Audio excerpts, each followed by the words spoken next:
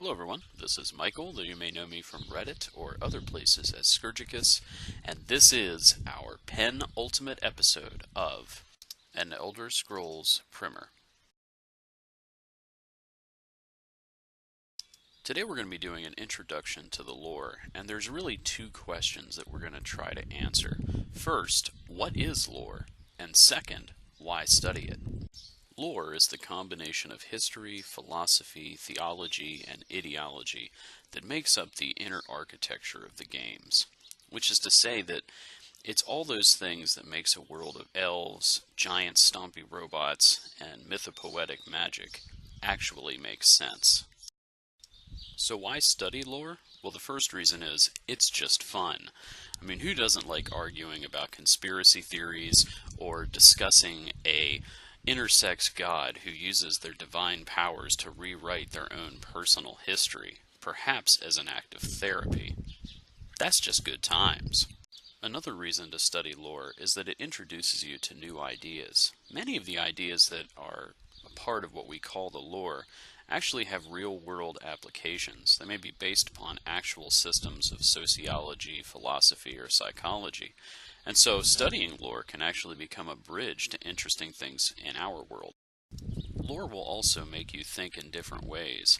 I know when I was trying to sort out what happened at Red Mountain and who murdered Nerevar while playing Morrowind, I had to think pretty creatively, and I've actually found that the skills that I use to work through all of that have served me very well in my own scholarly work. The most obvious reason is that it will help you to understand the games better. In Skyrim, there's a scene where the last Dragonborn is talking to a character about Kalpas, and most of you probably understood that they were talking about the end of the world, but you may not have known that what they were talking about was the cyclical nature of the universe itself, that the universe actually reincarnates. And that's pretty neat stuff. But for me, the best reason is the community. While most of my friends on Facebook are screaming at each other and arguing over who should be president next,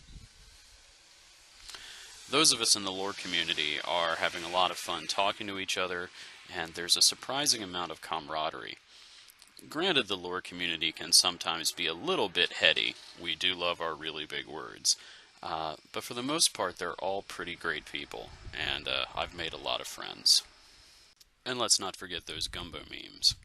Well, this has been our introduction to the lore, and I hope that I've inspired you to read some of the in-game books and maybe get involved in the community.